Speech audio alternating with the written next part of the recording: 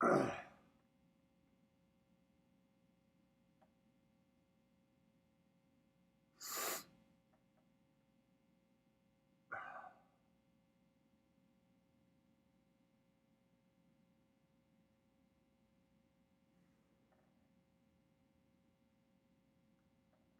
y'all see me? Can y'all hear me? Horn 7, can y'all see me? Something's a little bit different in my feed than here to be normal, to be honest with you.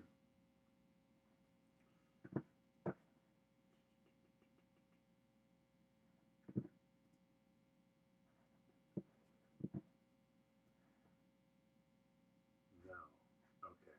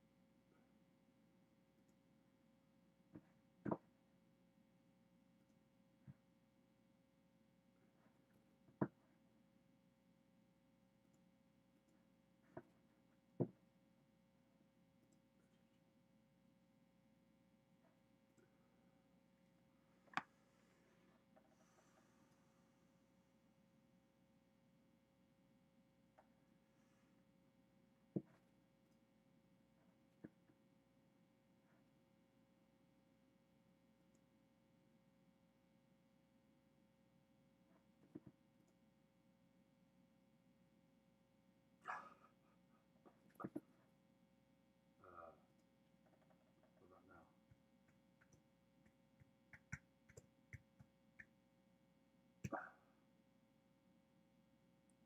Did you see everything backwards?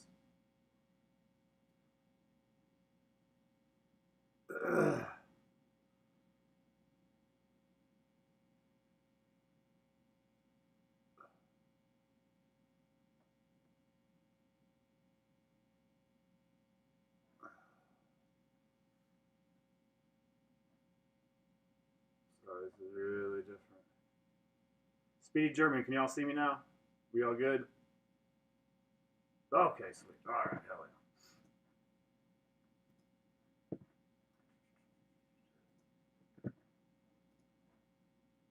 Oh shit.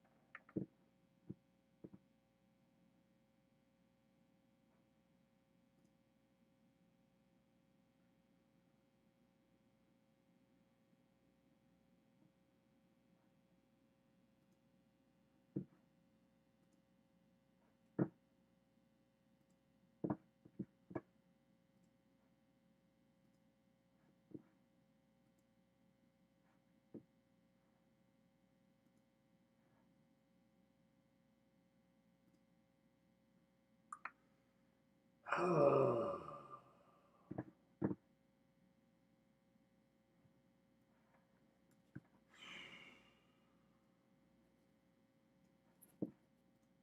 Ugh, dear Lord.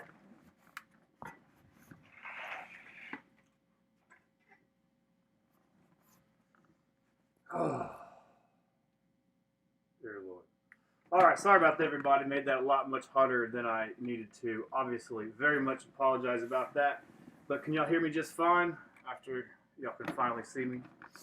All right, so basically 3 main topics of discussion here on down the pike here for you. So 3 things that I basically want to talk about. Number 1 is the O-line big board. The O-line big board is something that come into effect. Is coming into display here. We've obviously got a couple of commitments with Connor Robertson and Cole Hutson just recently, but we do have a couple more that we could possibly see here in just a few couple of days. Probably on July 20th is probably when I would expect our next commitment. With that being said, those are 2 topics of display that I am going to be talking about. I'm going to be talking about the main topics of Eugene, Oregon, the University of Texas at Eugene. What's been going up on that? Lots of prospects have been going north up into the state of Washington, especially been going up there to Eugene, Oregon as of recently. So I'm thinking that Nike definitely has something to do with that as well, with that NIL definitely coming into sway there, without a doubt happening up in Eugene. And with the next 2 to 3 topics of conversation, which one of those 2 or 3 linemen or possibly recruits we're going to get in general. So before starting out, does anybody have any quick questions that y'all want to get off your mind? Sorry, I did have a bit of a hard time getting everything started out. I did using this new streaming service, wasn't quite sure exactly how I was going to get everything nailed down properly for you guys. But yep. So you are back with burnt orange hair. Yep, man. I got the burnt orange hair on right now, dude. I'll probably be changing the hat several times. Y'all know me. That's kind of sort of how I roll it out. I like to have several different hats, several different themes going on for you guys. But with that being said, let's talk about this big board, man. Let's talk about the University of Texas and where we are at as far as the offensive line position. As I did say earlier, we did have 2 commits just this past week. We did get 2 interior commits. We did get Connor Robertson. He is going to be the 3-star guard / swing tackle, mainly looked at as an interior player. We got him from Austin Westlake Hills, the Chaparral. He is continuing that pipeline from Austin Westlake Hills. The last kid that we did sign and get on the 40 acres was going to be QB1 Sam Ellinger.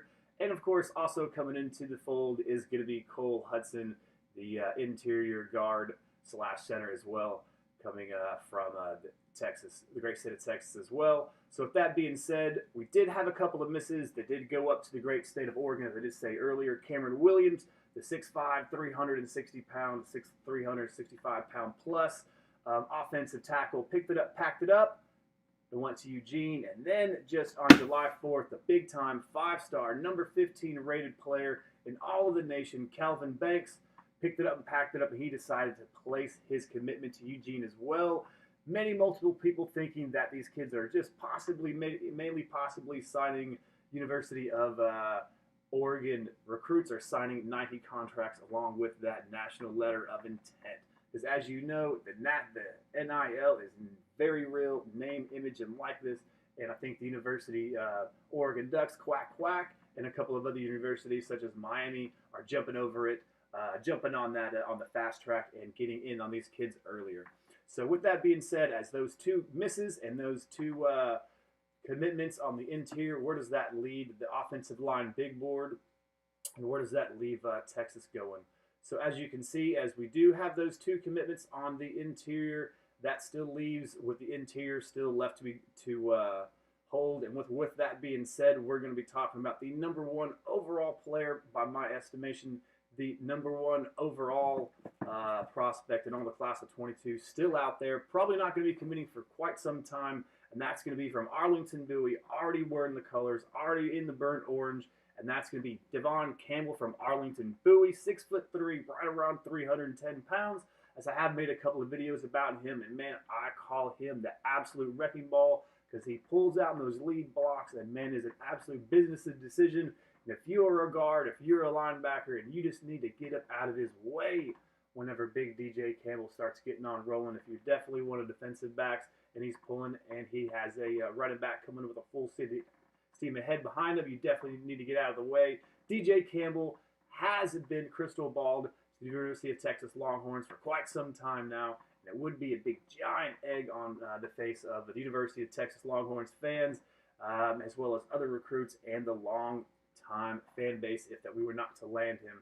As we did say, we did have Coach Herb Hand this past year, as he can grill a nice steak, he can make a nice brisket. With that being said, offensive line recruiting was not something that was in his repertoire, as he did have multiple misses this past year. Savion Byrd packed it up, went to OU. We had the Legacy twins been documented multiple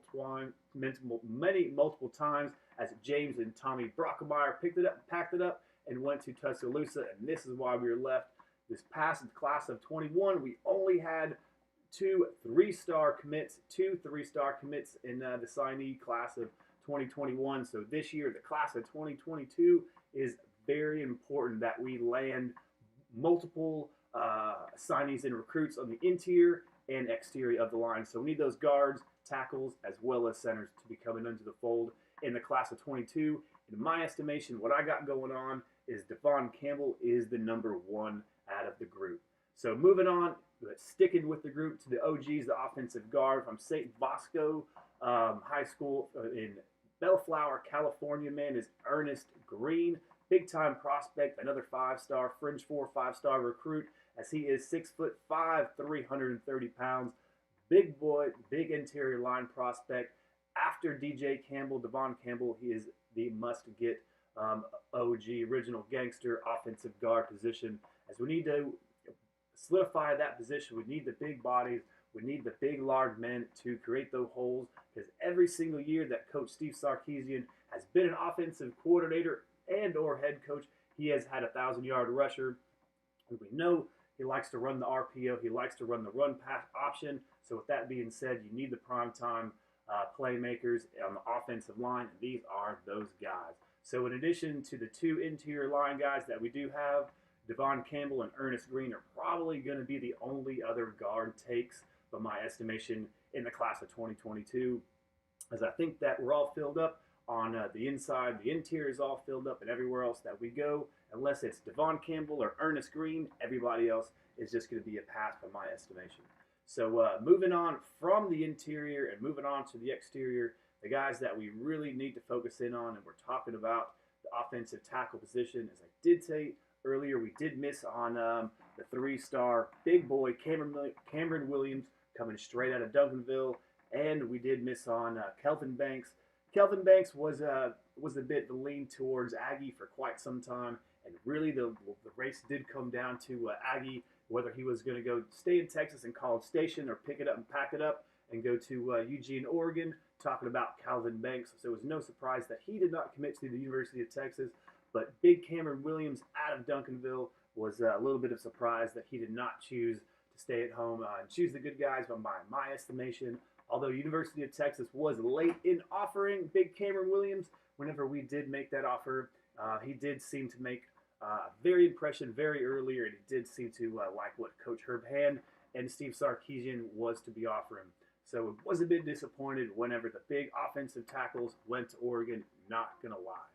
So moving on and talking about the offensive line and talking about still the offensive line and the outer tackle positions, we're going to be talking about Josh Connery Jr., and he is going to be from Seattle, Washington, someone that Coach Kyle Flood would possibly use Coach PK and Coach Sark from that West Coast connection, as the West Coast guys possibly get it done on the outside edge of the offensive tackle position.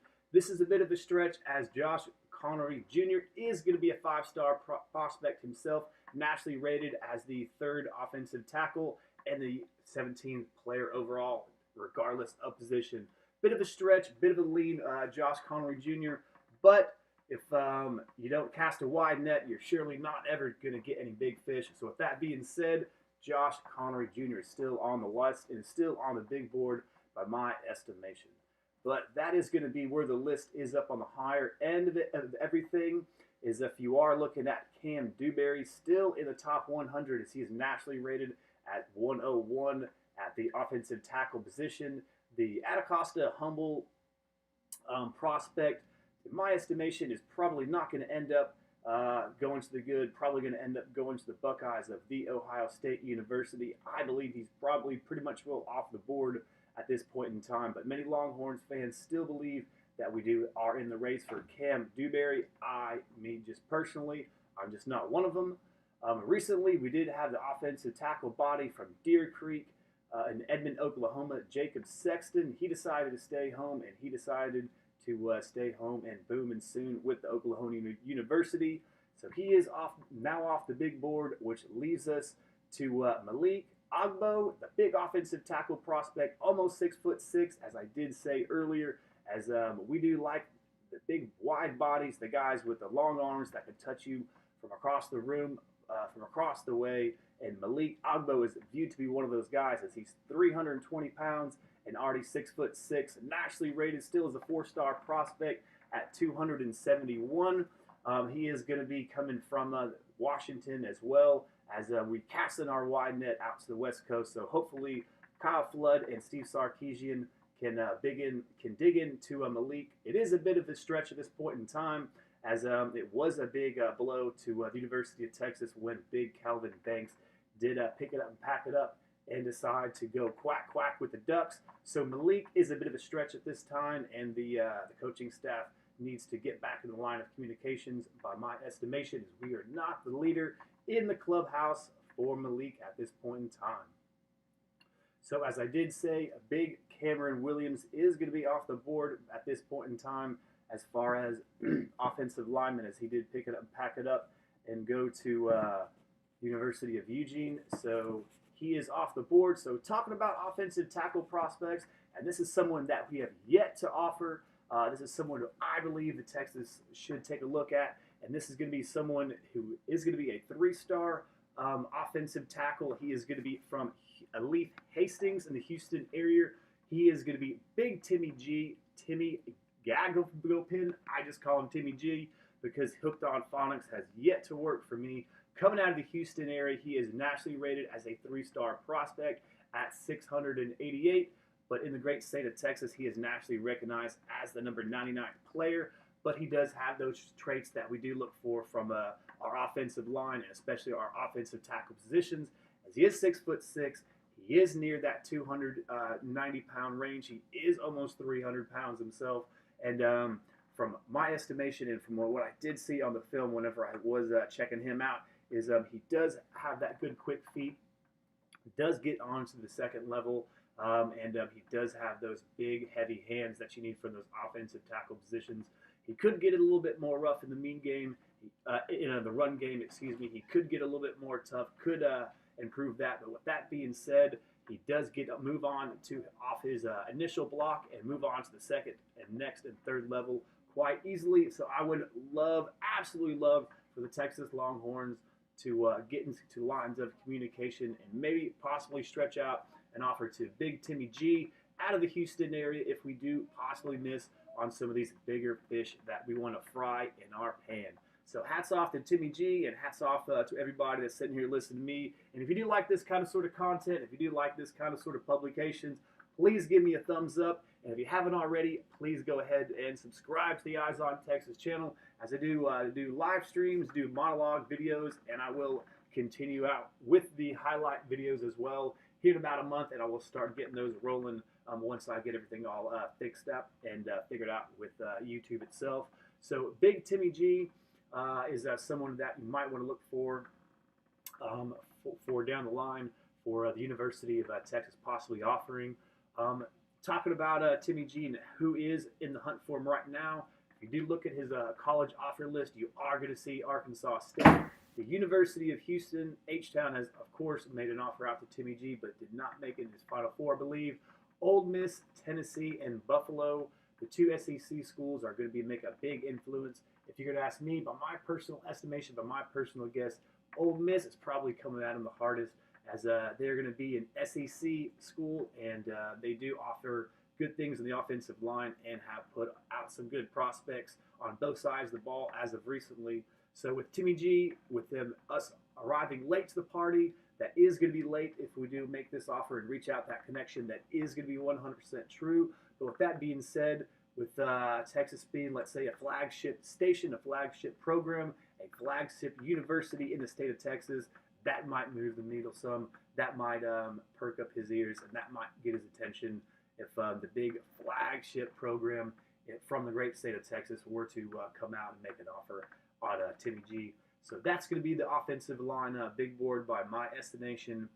We do not want it to be like what it was last year whenever we had Coach Herb Hand miss and whiff badly. We do not want that to happen again this year, as last year we did take away only 2 3-star offensive linemen. We did take Max Merrill from the Dallas Jesuit, and then a Hayden Connor from the Houston area as well. Both going to be offensive line prospects, going to be coming down the pike. Both probably going to get redshirted this year. We do have some offensive line talent. We do have much talent on our offensive line. With that being said, we absolutely 100% do need to develop these guys. We do have 9 4-stars on our campus on the 40. If I did count it up right, we do have 9 4-stars. So we absolutely need to develop. One of the things, by my estimation, whenever Banks and Cameron Williams did commit to the University of Oregon, it told me 2 things. It told me that that with a lot of these big time and major prospects, regardless of position, that we are ultimately going to have to put it on the field. They want to see a product on the field. They want to see a positive product on the field. They want to see us moving the ball if they're on offense. They want to see a flashy defense, confusing defense, an exciting defense if they're going to be defensive players.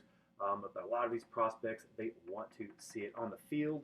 That and the NIL is a big deal in those universities that are jumping out in front, making a big move.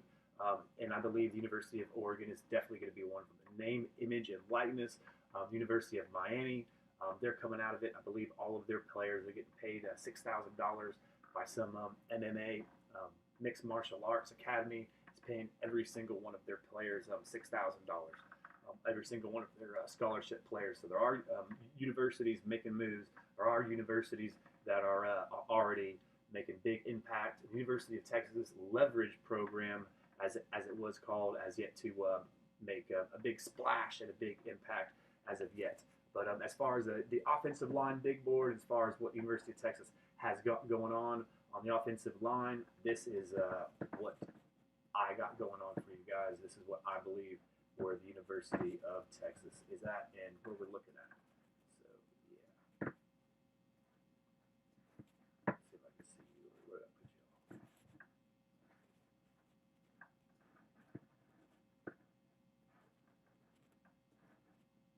all? So, who do we got? So, and any questions? UT considered risky. Gotta go, boys. Okay, sorry, man. It took me a while getting everything started out. But everybody knows this. If you want to see Ben Reza 1, he is going to be the owner, operator, moderator on the Facebook program. He does Texas sports and recruiting news. So if you have anything, questions about him, good dude over there, Ben Reza 1. He says he also likes Seth Marlin out of Everman, Texas. Cool, man. Keep on Caden Thrift out of Land Passes, man. You know I know about our boy Caden Thrift. But moving on and talking about commitments and who do I think that possibly could be coming down the pike as far as commitments are going to be concerned. And I believe that who our next 2 commitments are possibly going to believe are going to be. And I believe they could possibly happen on the same day.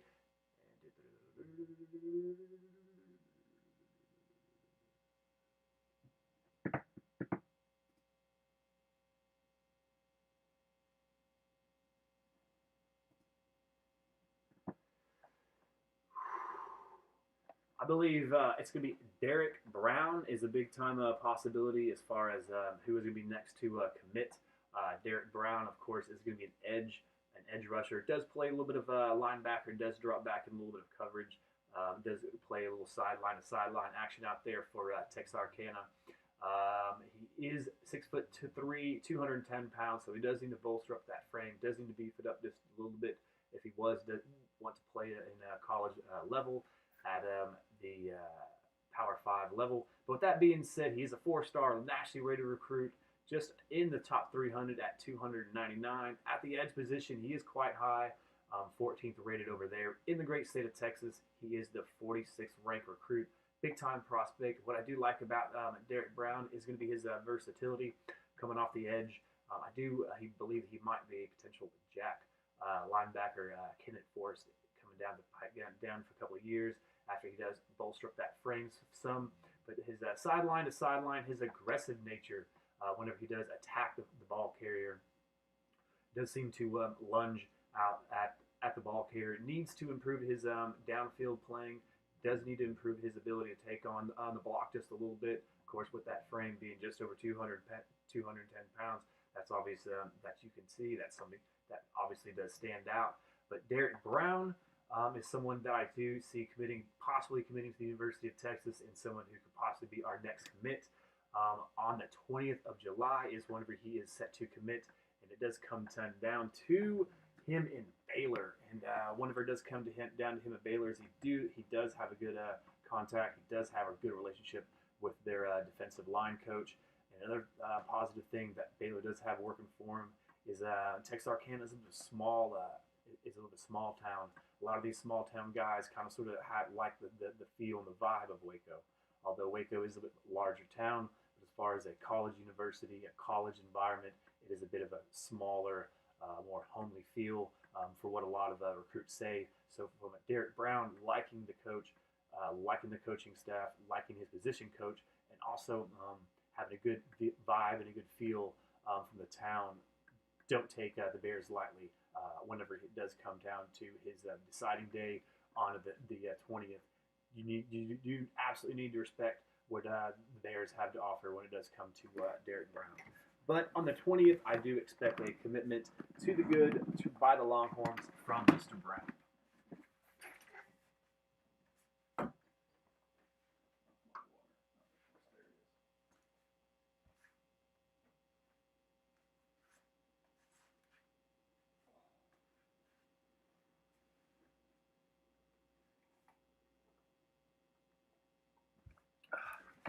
So what is everybody's thoughts on Derek Brown, the Texas High Texarkana product? What does everybody think about the 6'3", 210-pound edge rusher, man? What do y'all think about him?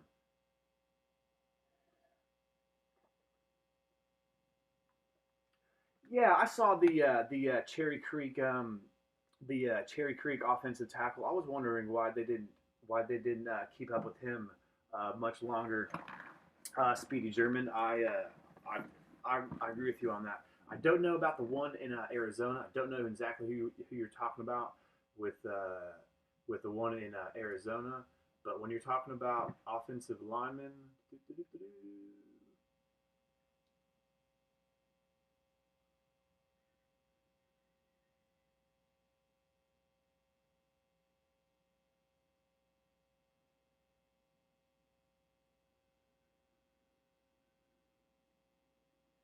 talking about George Fitzpatrick. That's who you're talking about, right? Right, Snow. George Fitzpatrick, offensive lineman, 6'6", 285 pounds. Cherry Creek, Inglewood, Colorado, which is going to be the same. High school that we got Gunnar Helm from just this past year from the 2021 class. I did in fact look at him. One thing that I didn't have him on this list is that he was he's listed as cold from a standing standpoint. This is someone that the University of Texas has been in contact with before. So the fact that we weren't his first choice or he wasn't our first choice, a lot of the times whenever we do try to renege and re-come back at these prospects, a lot of the times that doesn't really come into play. That doesn't really produce positive results. I.e., that doesn't really get you commitments or signatures. But with that being said, if we were to come at guys like Big Timmy G and start that line of communication and come at guys like Big Timmy G and say that come at them for the first time, just like meeting and talking to a new girl, you get that line of communication, you get to talking to them. That's exciting. And the fact that we are a flagship program in the great state of Texas, that can mean something to him as well. I did see Timmy G, and I do see that he did put a top 4 out as well. Obviously, the University of Texas wasn't on that top 4 because we had yet to offer. But if we were to started to get those lines of communication open, I believe that an offer could come up and possibly a commitment. But definitely something that I feel is worth taking a look at. Love Brown, he may be playing the game for likes and follows, but I'm drinking the Kool-Aid. Oh, without a doubt, man, without a doubt. A lot of these guys do, you know what I mean? A lot of these guys do like the limelight. A lot of them are quieter kids, but with that being said, and talking about someone else who might also commit recently and might be one of our next commitments is going to be Jeremy Patton. He just recently moved up his commitment date. He moved it up to on the same day of July 20th. And what's interesting about that is he does have the same final two, top 2 list, i.e. his last 2 contestants for his commitment is the Baylor Bears and the Texas Longhorns, man. So the fact that they're both East Texas kids, they're both East Texas small town kids, and they're both 3-star prospects, and they're both coming from small towns, and they're committing on the same day, and they're coming down to those last 2 schools. I think they're probably a package deal. So on July 20th, we're either getting 2 commits or we're getting the double miss, man, by my estimation. I believe, unfortunately, that is going to be one of the things that is going to happen. So that's what I see happening with those 2. If you're going to ask me, Alistair, hey, man, who do you think are going to be the greatest opportunity for our next 2 commitments? I would say Jeremy Patton, the linebacker from Tenaha, Texas. And then, of course, I would say, obviously, what I was talking about, Mr. Brown from Texarkana, Texas. So whatever questions y'all have right now, man, whatever questions y'all have for me right now, Ben Riza. The other topic that I was going to talk about for you as well, and this is something that you do know coming out of the pike right now, as this did recently just happen, but I did put on the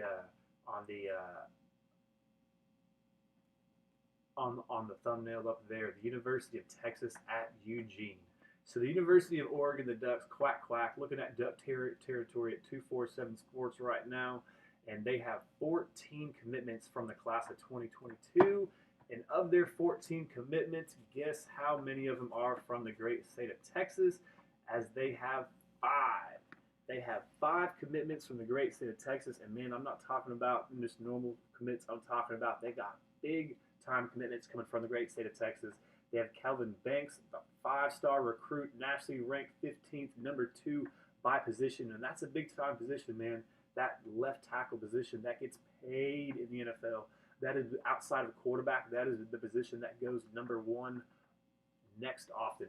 Probably it's going to be quarterback, the left tackle, and then defensive end are going to be the 3 most coveted spots in NFL. And Calvin Banks plays one of those coveted spots, and he is an Oregon Duck quack quack commit at this time right now. In addition to Calvin Banks, they also have Nicholas Anderson coming out of Katy, Texas, just north of the Houston area. He is a 4-star recruit, 6'3.5", right around 200-pound wide receiver. He committed just back in July 1st, just himself. So that's going to be 2 recent commits. Another one.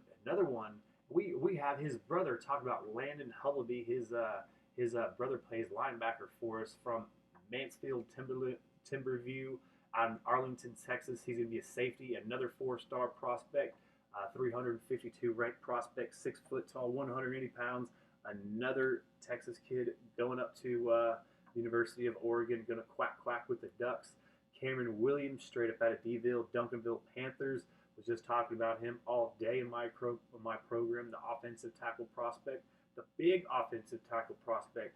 Like really, man, I'm a grown man. Been a grown man for over 20 years. And this kid is twice the size of me, as he is 360 pounds.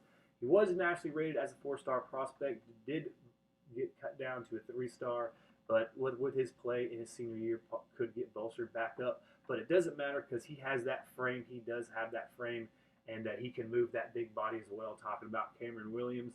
And finishing out, I believe, the last of the Texas commits from of the University of Eugene, Oregon Ducks is going to be Stephon Johnson, another wide receiver. So they've gone 2 wide receivers, 2 linemen, and then a safety from the great state of Texas, from DeSoto, wide receiver, 6 foot tall, right around 175 pounds, 3-star, 509 nationally rated. So, what are your thoughts? What are your prayers about the Ducks coming into the University, great state of Texas, not the University of Texas, coming into Texas and taking out 5 prospects from the class of 2022? Man, holla at your boy. I can understand if it's the University of Alabama coming in and taking our top-rated prospects that they've been doing for quite some time, especially from the DFW area. I can understand. I can see that coming from them as they're winning natties. They're bringing home trophies. They're bringing home titles. I can see that coming from the Ohio State University. The Bucks been playing well. They've been recruiting well. Been going to the playoffs year in and year out. Have natties themselves. Clemson, they go everywhere. They don't necessarily pick and plot and plunder one state, so they haven't necessarily infiltrated the state all that much. Although they did take home one of the top quarterbacks from the class of 22 in Cade Klubnik, who did just absolutely tear it up in the 11-on-11 series. But talking about the University of Oregon Ducks, pulling kids, pulling prospects from Texas, and just wondering what are y'all's thoughts on that, as I think it is going to continue. I do believe on the offensive line, Cristobal is going to be offensive line coach, and he is their head coach. So that's why they're making some good headway there. But also, the name, image, and likeness, obviously having with Nike, whenever Calvin Banks did in fact sign it, whenever Calvin Banks did commit, that he did commit whenever he had his Hayes Fawcett printout, the Nike emblem, the Nike logo is right there on as well. So that obviously has something to do with his commit to the University of Oregon Ducks. The name, image, and likeness definitely did take into effect with those big offensive linemen.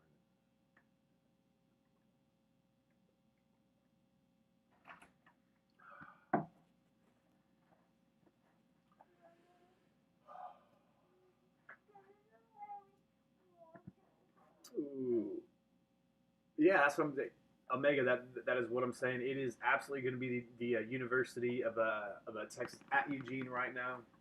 Miami is making it a big time impact as well. I saw that Bo Nix, the Auburn quarterback, is making a big time prospect, making a big time push by Milo, the Sweet Tea Company, whatever it's called.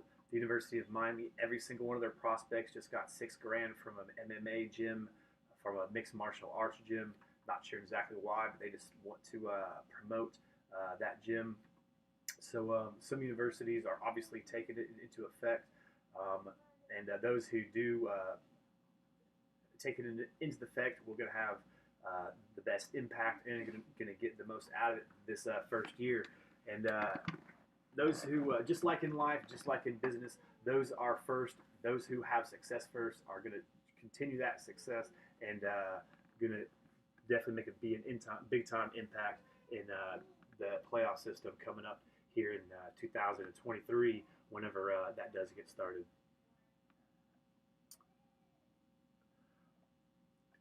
Of course, man, I would love for them to go after that big offensive tackle from LSU, Dare. We need depth at that position. We need starting bodies out of that position. Talking about the left tackle prospect, I believe that the issue with him might be grades. With him, with that being said, if it's an issue with grades, they can't quite go after them. But if it's not an issue with grades, without a doubt, I would love for them to go after Dare. With that being said, those of you, if you're new to the program, those of you who are new to the live stream right now, just please give me a thumbs up. Please give me a thumbs up for this program. Please give me a thumbs up for this live stream, as it just kind of sort of does help out with the algorithm. And if you've yet to subscribe to the Eyes on Texas channel, if you could just go ahead and make that commitment as well, I would very much appreciate that. But going on to the offensive linemen and other prospects in the defensive lineman, talking about grades, Jere Bledsoe is going to be another one that does come to mind. I do know that the defensive tackle prospect is a big-time prospect. I do believe that he's a 4-star ranked in the 200 range, like 237, 247, something like that. But I do know that grades is going to be one of the things that is, in fact, holding him back from committing anywhere, really. I do believe that the Aggies were trying to make a strong push for him. Were trying to make a strong push for Bledsoe, but they ultimately decided to back off. They ultimately decided to back off from the lines of communication with him due to the fact of his grades. They already had big-time major prospects such as Bear Alexander, the 5-star D tackle with every high school he's playing for now, Fort Worth one, because I do believe he's in his 4th high school in 4 years. So he's at one of the Fort Worth schools now. So the defensive tackle, the Aggies are really deep right now. So Jere Bledsoe was one of the ones I do believe they did end their lines of communication. The University of Texas, I believe, is still continuing their line of communication with Mr. Bledsoe. They're holding out to see if he can get those grades up. I do believe he did switch schools, taking summer school in order to get those grades up, so he could be a big-time Power 5 contending defensive lineman. I think they made that company also sign Alabama. Yeah, man. As you think about it, these big time prospects, they're not good. If we're fans of something and they're drinking Milo iced tea, I'm not going to buy Milo iced tea if a Rattler is pushing that. You know what I'm saying? I'm not going to be buying Milo's tea if I know you guys pushing that product, and it's going to be the same way. Nito Omazulu would love to see him go after him. Love to see him go after him. I believe he is is he an interior or a tackle body though? Off the top of my head, Speedy German though. I believe he might be an interior body. If he's an interior body, I believe he's not going to be a take at this time. I could be wrong off the top of my head, but when it comes down to interior bodies, I believe we're done unless one of those two guys is obviously Devon Campbell, yeah, or Ernest Green coming out of California. Those two 5-star guys, if those guys come calling, I do believe the fact that we will allow them, obviously, to come into our class. Would love to have 5-star offensive linemen, as we have only had 4 5-star offensive linemen on the 40 since they started the ranking system in 1999 or 2000, whatever it was, 25 years ago. Scott says, bottom line, Texas has to win and win now and produce on the field. Yeah, man, it's a winning solvent, and that's the bottom line. That is the bottom line, and that is what I have been saying all along. There is going to be these prospects that are diehard prospects that want to play for Texas, that are diehard, loyal to the soil prospects. Those are very rare. The majority of these prospects are going to be the ones that want it proven on the field. Sark is going to have a great line. He's going to be a great pitch man. We have great recruiters. Kelvin Banks, excuse me, not Kelvin Banks. Banks is a great recruiter, a special teams coordinator, tight ends coach. Bo Davis, great recruiter, defensive line coach.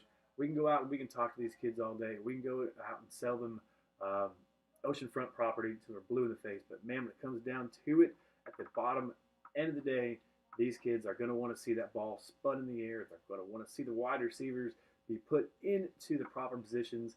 And these defensive linemen are going to want to see that scheme. They're going to want to see what their position looks like exactly in this position in Coach PK's new defense, this new pressure style of defense, this new defense that is really going to be complex to the quarterback. That's really going to make him adjust pre-snap, pre-read. That's really what Coach PK does bring and offer to the table. These DBs, they want to know what this nameless, positionless kind of sort of football really is going to look like. Because whenever you talk about Coach PK and his other defensive backs, it didn't say cornerback, it didn't say safety, it didn't say nickelback. It just said simply DB. They didn't play 100% positionless football. You know, they really were corners and safeties out there. But man, they were interchangeable and they were versatile on the back end. And really, and schematically, on every single defensive position. Really, that's really what they're going to be.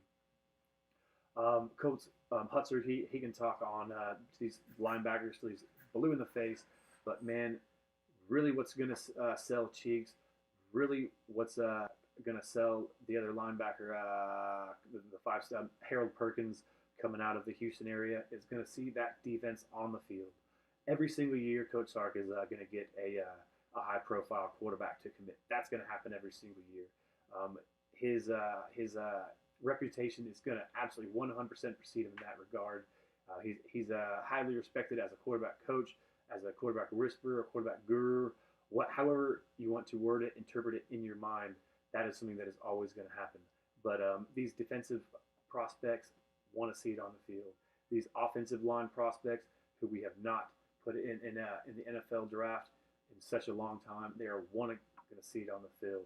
These Kelvin Banks, these Cameron Williams, they want to see it on the field. Bryce Anderson, he wants to see it on the field. That's why we're struggling with these big-time major commitments right now.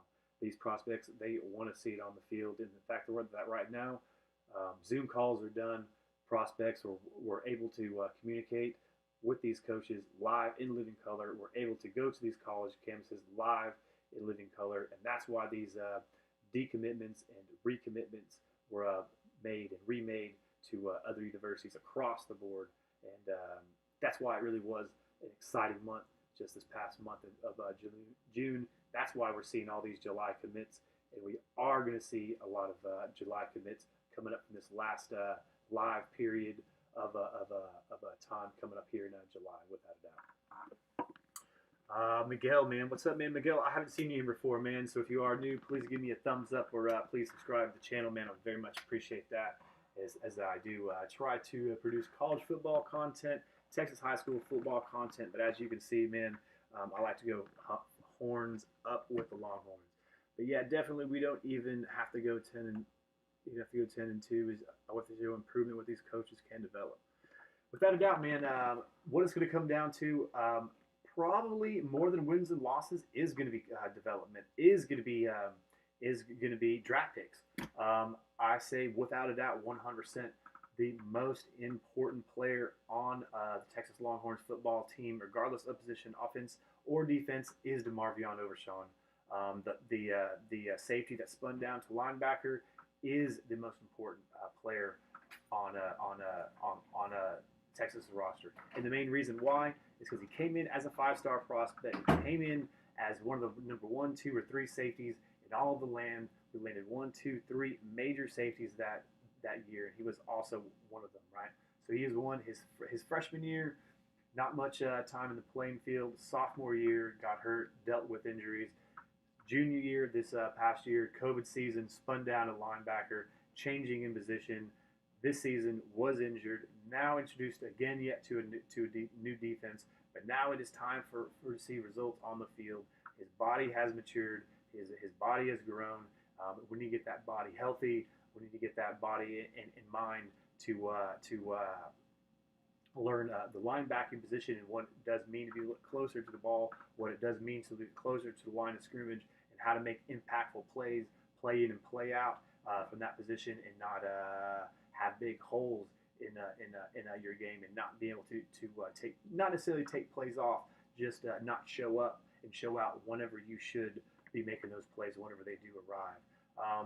Game in and game out, DeMarvion Overshawn wasn't a primetime player. Was a primetime player in many games, but game in and game out was not there for us. So that consistency of play from Overshawn is what we need. And if we see that consistency from play from Overshawn, his athleticism, his quickness, his flash of speed, and his body style, that will develop into a primetime draft pick by my estimation, and that is what we need to be, and that is why Overshawn is such an important recruit by my estimation.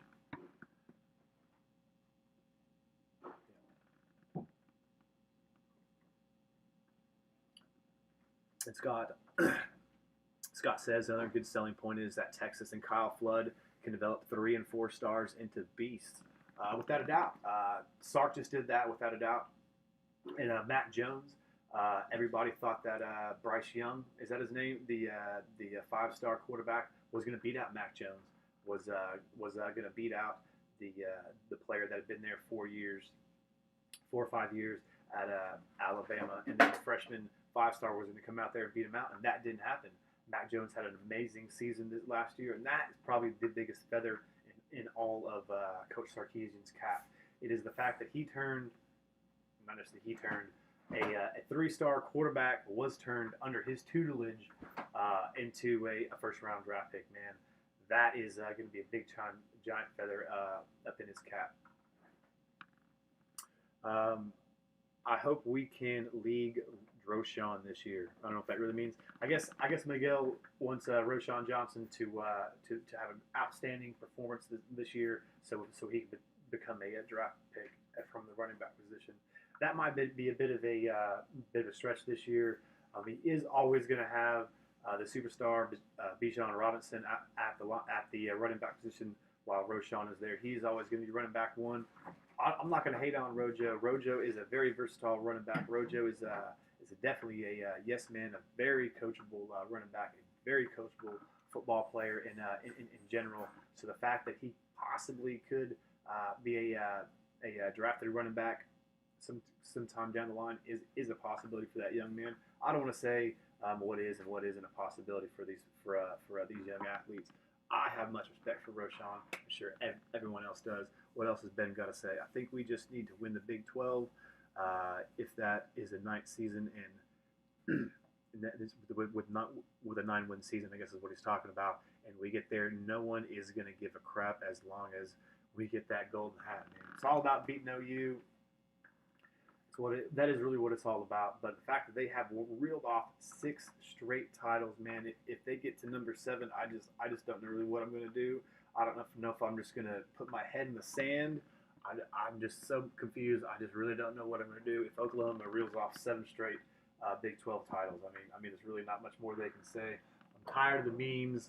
You know, I'm tired of all that kind of sort of crap. I'm sure all of y'all are tired of all that crap. There's absolutely nothing that we can say whenever Oklahoma has reeled off 6 straight.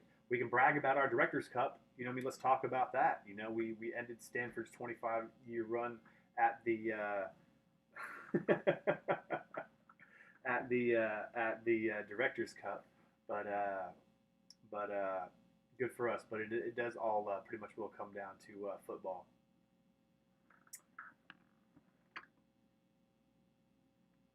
That Red River shootout, my bad, you guys. I'm just saying, we just got to beat OU. Yeah, man, definitely got to beat OU. That is what it comes down to.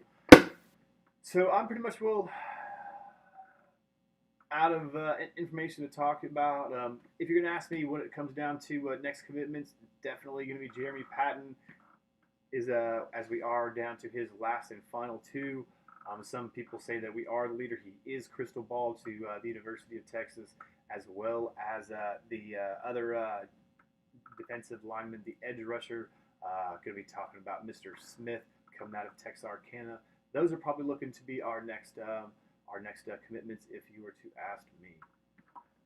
Stanford dropped a lot of non-River sports this last year. Yeah, but they dropped like 16 of them. But with that being said, they still had 19 more than Texas did. So as Texas, we had 20 varsity sports. They still had 39. So you know what I mean. They still have a lot more. So it's really not that big a deal. Plus, we beat their pants off as far as the total score. But a win's a win, and yeah. So I really don't care the fact that they didn't have all their varsity sports, because they still had way more varsity sports than the University of Texas did.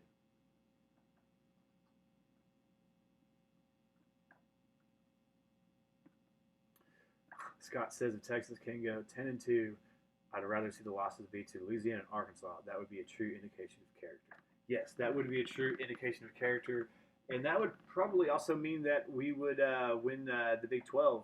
So that would be great, because that would mean if we win the Big 12, that we would possibly have a chance of going to the playoffs. But if we go 10-2, and those first 2 losses are going to be against those two teams, I wouldn't have that big a deal because that means that we would beat our arch rivals, our arch nemesis, and the leading getter for the Big 12 championship in the Oklahoma Sooners.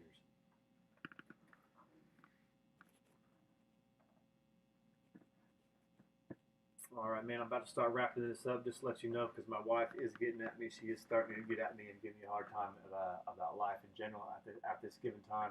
So, as I do say, you don't know exactly who is exactly going to come at you in life. You don't know exactly where it's going to come from. You don't know where the negative and the positive aspects of life are going to come at you. Could come from a friend or could come from foe. You don't know exactly what's going to come from. Life can come at you in mysterious ways, man. So you always need to be aware of your circumstances. You always need to be aware of your surroundings. You always need to keep your head to swivel. That is something that I automatically 100% say every single time. That is something that I do believe out in life, man. You do not know exactly where it is going to be coming from. You do need to keep your head on a swivel. You do need to keep your eyes on the back of your head. You do need to look after yourself. You need to look after your family. You need to look after your loved ones and make sure that those people get a good look at love and have a good look and good love at you as well, man. That is what's most important in life.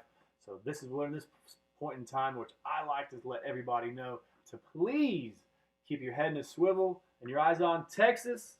Hook 'em up.